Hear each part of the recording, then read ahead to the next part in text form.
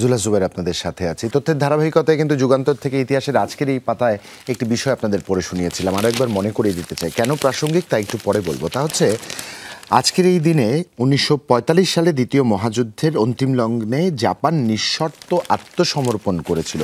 সেই আত্মসমর্পণের প্রসঙ্গটি কেন প্রাসঙ্গিক? কারণ মহাযুদ্ধের এই সময়কার স্মৃতিচিহ্ন বহন করা একটি জায়গার খোঁজ আপনাদের জানাতে চাই, আর তা হচ্ছে কুমিল্লায়। কুমিল্লা দেশের একটি অন্যতম প্রাচীন জনপদ। এখানে রয়েছে দেশের প্রত্নতাত্ত্বিক এবং ঐতিহাসিক নিদর্শনগুলো। এর মধ্যে অন্যতম হচ্ছে দ্বিতীয় বিশ্বযুদ্ধের স্মৃতি বিজড়িত ময়নামতি ওয়ার সিমেট্রি, যাকে আমরা কমনওয়েলথ যুদ্ধ সমাধি বলেও চিনি। এ পর্যায়ে ময়নামতি ওয়ার সিমেট্রি নিয়ে কিছু তথ্য আপনাদের জানাতে চাই। ইতিহাস বলছে 1941 সালের 11 ডিসেম্বর জাপানের 15 ডিভিশন সৈন্যবাহিনী বার্মা আক্রমণ করার মধ্য দিয়ে এই উপমহাদেশে ব্রিটিশ বাহিনীর সঙ্গে জাপানিজ বাহিনীর প্রত্যক্ষ যুদ্ধের সূচনা হয়। জাপানিজ সৈন্যবাহিনীর হাত থেকে ভারতীয় উপমহাদেশকে রক্ষা এবং হারানো রাজ্য বার্মা, বর্তমানে যা মিয়ানমার, পুনরুদ্ধারের মিশনে জেনারেল উইলিয়ামস মিলের নেতৃত্বে মাঠে নামে ব্রিটিশ বাহিনী।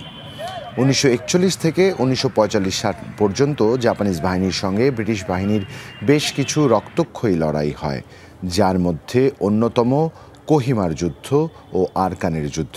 1945 সালের 6 মে জেনারেল ফ্রান্স মোসারভের নেতৃত্বে ব্রিটিশ বাহিনী ইয়াঙ্গুন, যা রেঙ্গুন, দখলের মধ্য দিয়ে এই ফ্রন্টের যুদ্ধের সমাপ্তি ঘটে।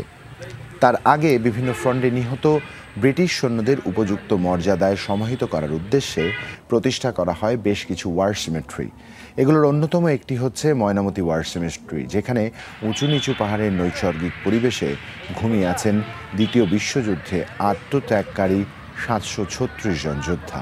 এছাড়া এখানে বেশ কিছু জাপানি সৈন্যকেও সমাহিত করা হয়েছে। বাহিনী অনুযায়ী এখানে 3 জন নাবিক, 567 জন সৈনিক এবং 166 জন বৈমানিক রয়েছেন। কুমিল্লা শহর থেকে প্রায় 7 কিলোমিটার দূরে ঢাকা কুমিল্লা সিলেট মহাসড়কের সংযোগস্থলের পাশে ময়নামতি সেনানিবাসের কাছে এই ওয়ার সিমেট্রি অবস্থিত। কমনওয়েলথভুক্ত দেশগুলোর সংগঠন কমনওয়েলথ গ্রেভস কমিশনের তত্ত্বাবধানে এই সমাধিক্ষেত্র পরিচালিত হয়।